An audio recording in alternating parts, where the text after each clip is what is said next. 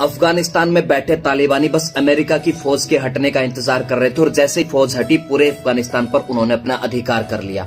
भारत के अंदर भी कुछ तालिबानी बस इसी बात का इंतजार कर रहे हैं कि जैसे ही मोदी और योगी हटे हम इनको मजा चखाएं। मैं एक बात कह देना चाहता हूं, यदि आज हमने इन दोनों को खो दिया ना तो आने वाले 50 सालों के बाद छाती पीट कर रोने के अलावा कोई दूसरा विकल्प नहीं होगा। हमारी पीढ़ियां, हमारी नस्लें हमको कोसेंगी कि हमने सिर्फ निजी हितों की पूर्ति के लिए इन दोनों का साथ नहीं दिया। मैं इन दोनों के साथ इसलिए खड़ा हूं क्योंकि निष्काम भाव से, निस्वार्थ भाव से इस देश के लिए काम कर रहे हैं, धर्म के साथ खड़े हैं, भारत को उसका खोया हुआ गौरव, खोया हुआ वैभव लौटाने के लिए काम कर रहे हैं। ये कोई वंशवाद को लेकर काम नहीं कर रहे, ना ही कोई अपने बच्चों के नाम एफडीआई कराई है, ना ही कोई रेस्टोरेंट खोले हैं, ना कोई इत्र की फैक्ट्रियां लगाई हैं कि जैसे ही सत्ता से हटेंगे अपने ऐसो आराम करेंगे, मजे से रहेंगे। ये जो कुछ भी कर रहे हैं अपनी औलादों के लिए नहीं बल्कि हमारी औलादों के लिए कर रहे हैं। अरे दुनिया के सबसे बड़े लोकतंत्र के प्रधानमंत्री की माँ अगर 10 बाई 10 के कमरे में रहते हो और अगर आप फिर भी उनके ऊपर लांछन लगाते, उनको गालियां देते हो तो शर्म आनी चाहिए आपको।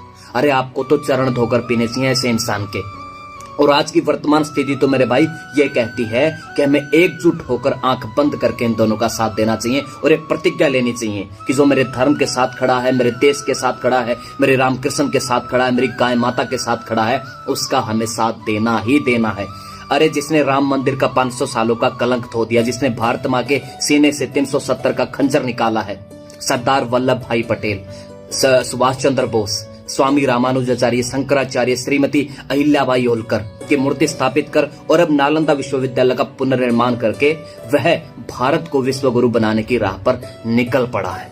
और फिर भी अगर आप उनका विरोध करते हो तो मेरे भाई बदकिस्मती है हम सबकी है।